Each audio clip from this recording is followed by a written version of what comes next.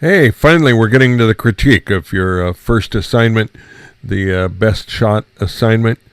There's enough material here. There's about 19 or 20 images, so I'm going to do them, maybe 5 at a time and break it down into 3 parts. That'll make it a little easier to look at a part at a time rather than having one that seems to go on forever. So let's jump right in and get started with these. Here we start out with a really nice portrait of this gentleman. I'm not sure whether he's falling asleep and his eyes are closed because you were a little too slow on the shutter. Hard to tell. The overall image looks like it's a little warmer than it should be, assuming that these walls are supposedly white and the ceiling is white. Then the illumination in here seems to be a little off balance. So the first thing I would do is see if I can neutralize this a little bit. And one way we can do that is to go into Image, Adjustments, and Photo Filter. Remember, this is something we used for an overall color balance. Well, that's exactly the issue we have here. So let's go into this. And the easiest way to generally neutralize something, and let's set this for color. I'm going to bring this in closer so we can see it.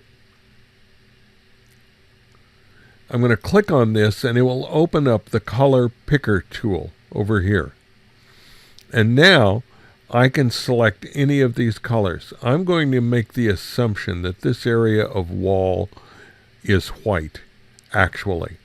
So I'm going to click on that. And there's our color.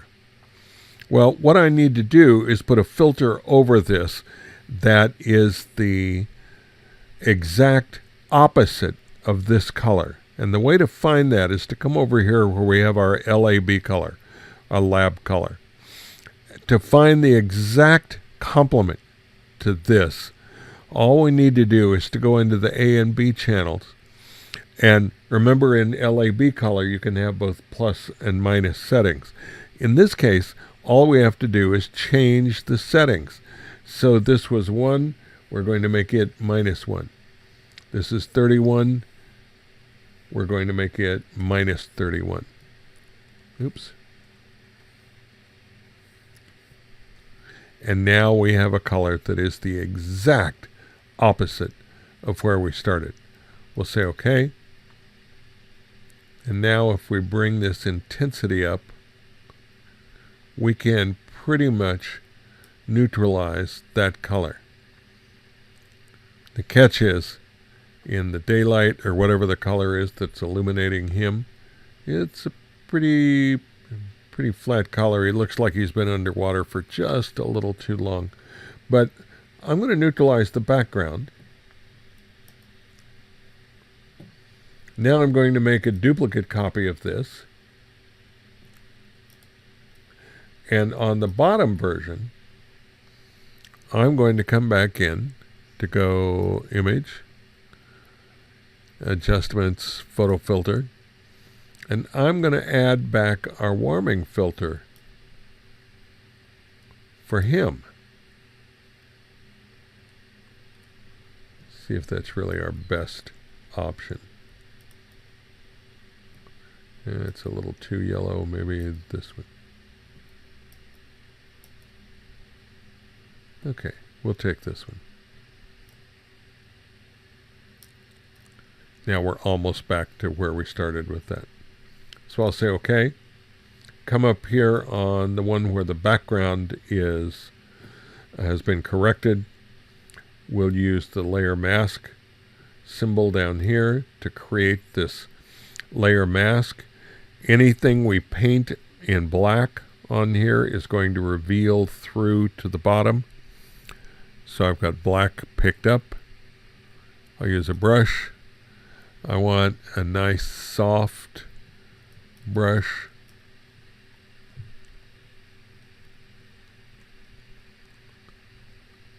you can see how different that really is.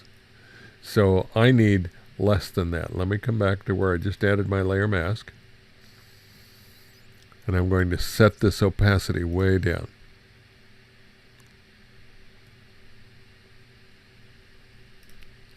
There we go.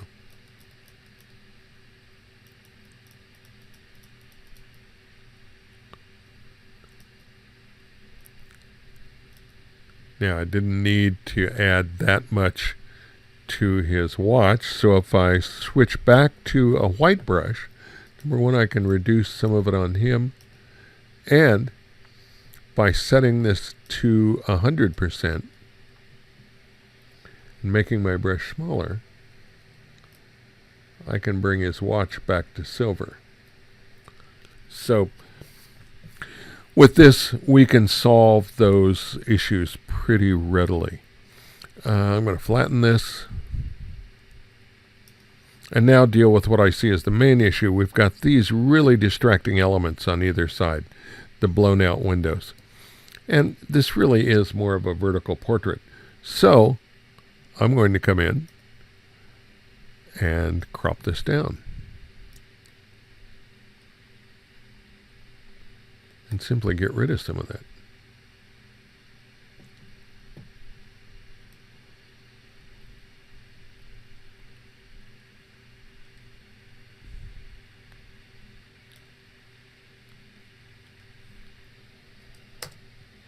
And now we've got a much nicer picture of the gentleman for our shot. So let's go on. Okay, here we have a beautiful sunset shot. I'll be honest, there isn't much I would want to do to this. We could add some color to it if we wanted to.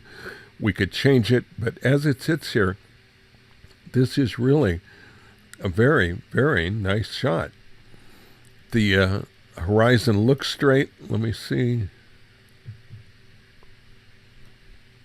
Yep, it's nice and straight. So I even think the composition is nice. This is a little off-centered. I might crop it just a hair, just a little bit, to bring in this side. I want to really concentrate our attention in here and on this rock.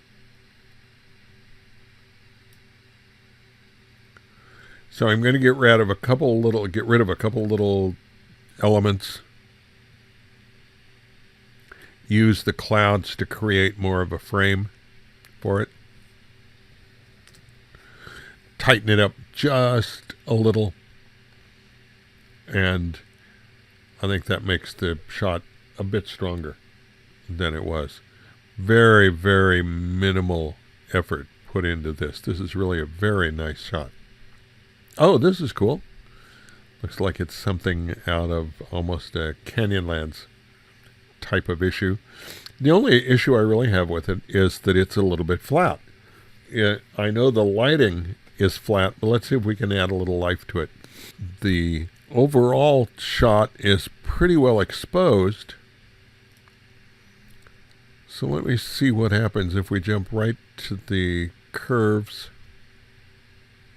issue. Here's the histogram spike for all that white. I'm going to bring the midtones down just a little, and the shadow tones down just a little more. And I'm going to let this white go because I have plans for this to show you in the next step of this. So I'm going to say, okay. Because of the overall tone of this, I'm going to put a different sky in here, but I do want to get rid of this little element. Really look along the edges of your shot. This is a beautiful, gnarly old tree. This is great. We don't want to lose this, but we don't want anything to take our eye off of the ball, which is here and in this cave. It'd really be nice if you had moved just a few feet to the right and made this frame a little more over this cave. That would have been really cool. But I am going to get rid of that, and I'm going to do it with the simple expedient of cropping this ever so slightly like that. Okay, now The rest of this is really pretty nice. I don't think I want to do much. Later, when I finish with the sky, I may end up using a slight vignette to bring our eye into here. But we just had this cool shot back here with this great sky in it. So I'm going to go back to my original sky, and I'm going to select that sky. Now, I can do this from Edit, Copy. That puts it on the clipboard, or I could use Control or Command C would do the same thing. That puts this on the clipboard. Now I'm going to come back to this shot. And there are several ways to do this. I need to get this on top of that other shot. So I'm going to do it really simply. I'm going to make a duplicate layer. Click on this one. Whenever you paste anything into an image, it will put it on the layer above, or it will create a layer above the active layer, which is this one. So when I do a Command or Control V, I've now created a new layer that put this right above my shot. So I'm going to, in order to know where to place this sky, I'm going to drop the opacity on my top layer just so I can see where the sky is beneath it. Now I'm going to come back down to here and bring it up there. Good. Now I'll go back to my top layer. Now what I need to do is drop that sky out. And there are a number of different ways that that can be done. I'm going, since I've got all these layers, I'm going to do it fairly easily. If I were absolutely convinced that this were an even tone, then I'd use the magic wand, but I'm not. I don't think that's exactly right. So I'm going to come into Select, come down to Color Range. I'm going to drop the fuzziness, which is a tolerance. The higher the fuzziness, the greater the range of pixels around the pixel we select will be. So I'm going to come over here. When I put the cursor here, you can see the eyedropper. I get that. It was right there are multiple areas here. So I'm going to click on several of these.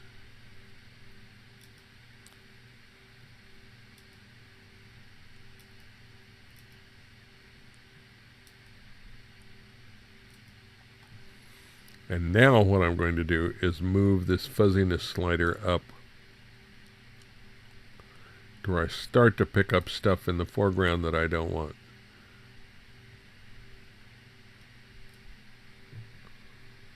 And I'm going to say OK.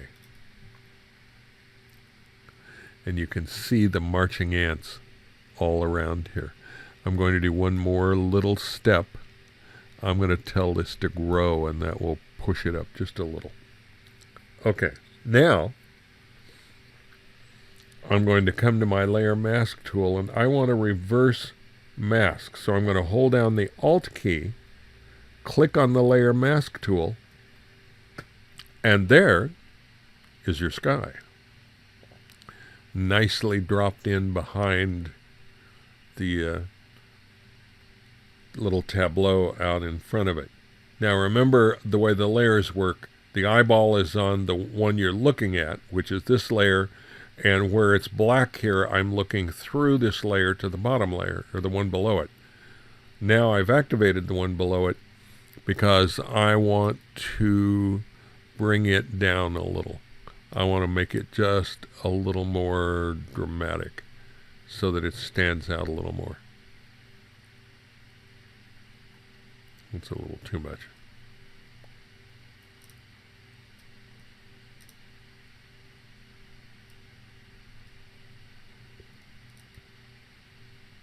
And there we have one quick insert job. Now, I do want to vignette this a little bit. I want to create a little more dramatic light on it.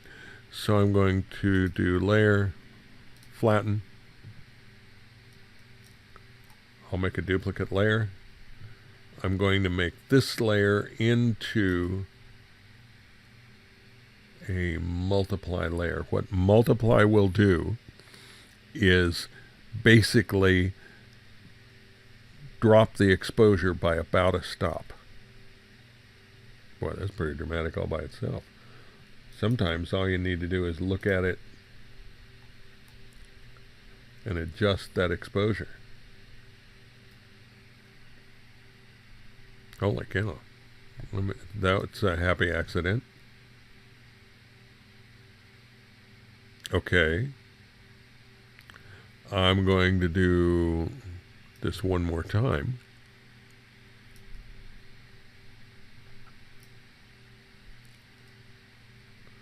I'm going to do the same thing, make it a multiply layer.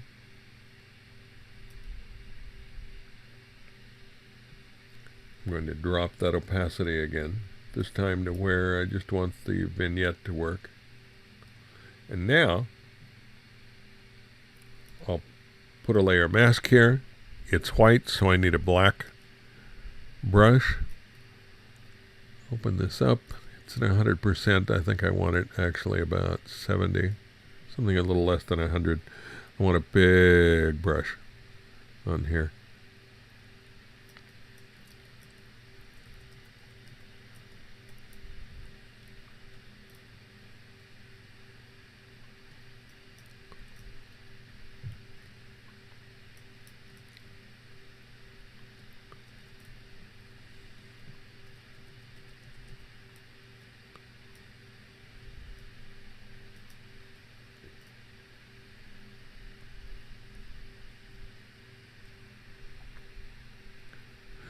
Now, anytime we duplicate a layer, we duplicate everything about it, which in this case includes the layer mask. This time I'm going to do it with the keyboard command, which is Control or Command J. I need to get back to the black brush, and this time I'm going to give it full force here.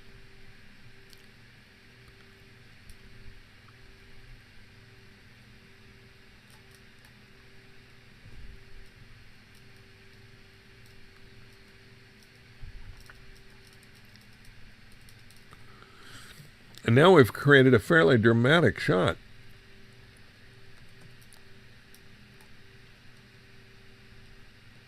With this wonderful old tree. We've done honor to the spirits of this great tree.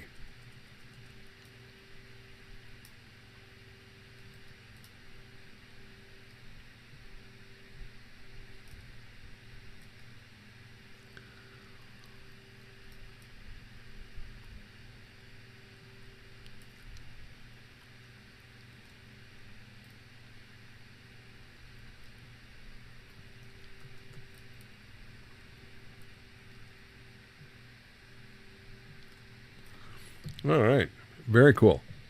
Very nice shot. So this is one you can definitely play with. But if you get to go back, try shooting at different angles to see what you can make happen with it. Well, here we have a nice shot along the coast, but we really do have an uneven bit of horizon. That needs to be corrected. If you need to do that and you know you've got some room to crop this anyway, then the simple way to do it is to go into the eyedropper tool, pick up the ruler tool out of it, draw along the horizon, and suddenly this becomes open. Straighten layer. Click on that, and the layer straightens. Now we have the issue of how do we deal with this? Well, we could clone more sky into there. We could add sky to it. We could extend this. But if it will stand any cropping, then that becomes the easiest way to handle it. You just crop out those offending parts. And in this case, I don't think that's hurt us at all.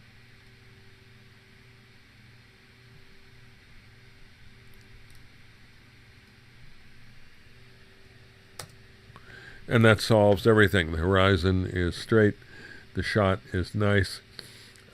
I think this makes for a really nice image. I might put a slight vignette on this as well. Remember how we do that? We make the duplicate layer. We turn the top layer into a multiply layer. And one of the easy ways to do this then is to make a layer mask. Pick a brush that's black. Let's make it good sized.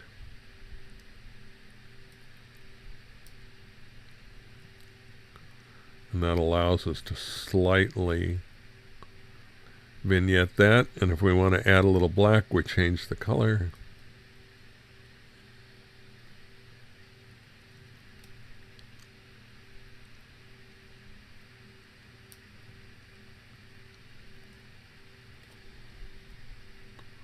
Cool thing about this layer mask is you can keep going back over this until you get it exactly the way you want it.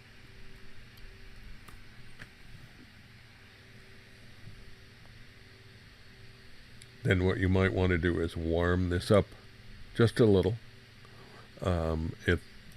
Those cliffs are relatively accurate, but it would be cool if they were just a little bit warmer. So we can do that a number of different ways. One of the easiest, so that you're really warming up that shadow detail, is to come in, make a duplicate layer, or a blank layer, I'm sorry, is to come in, make a blank layer, and we're going to fill that layer with a tone. In this case, we're going to make kind of a sepia tone out of it. Okay. So we'll pick up the paint bucket tool and we'll fill this with that tone. And now we can do a couple of things. One thing we can do to apply it evenly is just come up to our multiply and cut the opacity way back to create a much warmer looking tone. Or instead of multiply, we can make this an overlay. What overlay does is build contrast using the color that you have. So with this,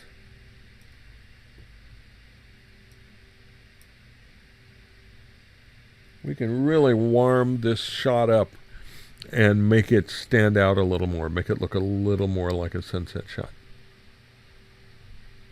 Okay, so you've got lots of options to play with on an image like this. This is a really good, strong start. Okay, well, we have a little front porch, patio, whatever this is, tableau here. It's got lots of stuff in it. The big question for any photograph is, what is it you're trying to show us? Are you trying to show us this front porch? Well, then we need to see a little more of it. Or maybe we need to see it from over here, looking back on it. Are you trying to show us your steps? Well, we don't really see that. Are you selling Vigoro or whatever this stuff is that's growing things here? Yeah, we need a better shot of it. Are you showing us the street with the cars on it? Well, the fence is in the way.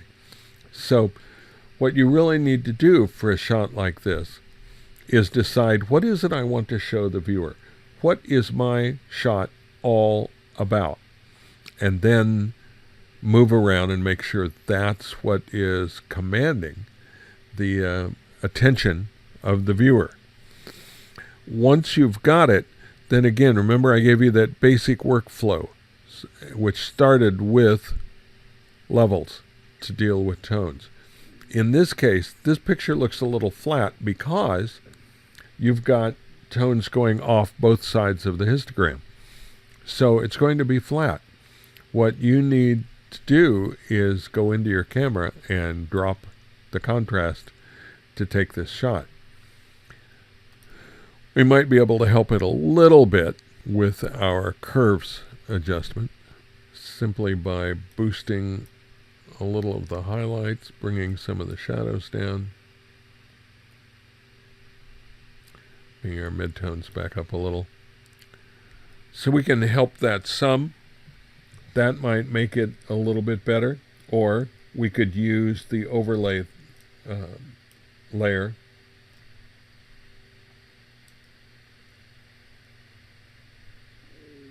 Come on, where are we here? Overlay. And then cut the opacity back to bring a little more life into that, as opposed to here was our starting point. It's not too bad. We can punch it up just a little. The big issue, though, is going to be deciding what is your image all about and concentrating on that. Okay, let's try the next one. Oh, what a nice dog. Alert, wondering, what the heck are you doing? What is that thing in your hands? And why are you pointing it at me? Again, this shot is nice. It's a little bit, let's look at the histogram over here. It's really flat. Really, really, really flat. So let's see if we can help it some. We'll go into image adjustments, levels. Bring our blacks in a little bit. Our whites in a little bit to make the dog stand out some. This pile of tones here is this thing in the background, whatever it is. We don't really care about what that is. We're going to get rid of that anyway. So what we're really concerned about is the dog. So let's say, okay, now we have the dog a little better in terms of contrast and control. Let's crop this down to where the dog is really what our subject is all about. We've already lost a little bit of his front paws, so we can lose a little more of that, because the real shot is in here, in his face. His or her face.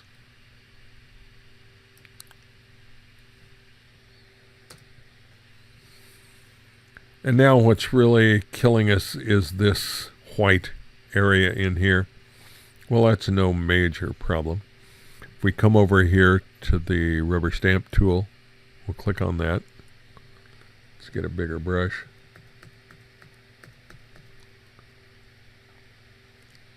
Now, when we hold down the Alt or Option key, you'll notice that the cursor changes to this little crosshair thing. That's where we're going to pick up stuff. So we hold it down, click on that, and now we're going to drag that stuff over to there.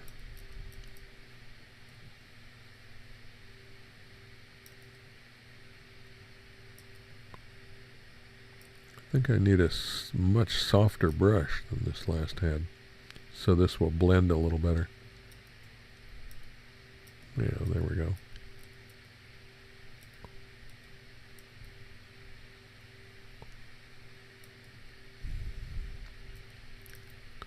In order to avoid this kind of repetition pattern that we've got going right there, you really need to pick up stuff from various places, lay it in, break up that pattern so that it doesn't look like it's been cloned, which of course it has. And once we've got that out of the way, now we can darken all of that. We can make this work really pretty well. We'll do our standard vignetting routine. We'll make this a multiply layer. And now let me show you another way to go about this. If instead of the normal layer mask, what we do is an inverted mask, by holding down the Alt or Option key when we click on the layer mask tool, we now get a black icon over here, and this looks like the original shot, because it is. We now have an inverted mask. So to use this mask, we need a white brush. So we'll go over here, set this to white. I never like using 100% on brush opacity if I can avoid it. I would rather build up to what we're doing. I want a nice big soft brush.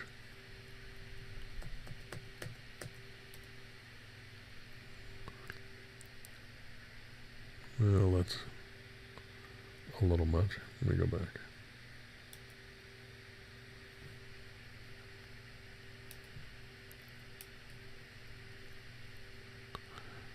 I never like using a 100% brush if I can avoid it. I would much prefer things to be more subtle so that they look more natural. There are very few things in nature that have that abrupt change that we get with a hard brush. So with that, now we can force you into seeing the dog stand out just a little bit better. So that's a nice one to end our first set on. I'm going to close this out and get it edited and uploaded, and then we'll come back and pick up for part 2. And I'll see you then.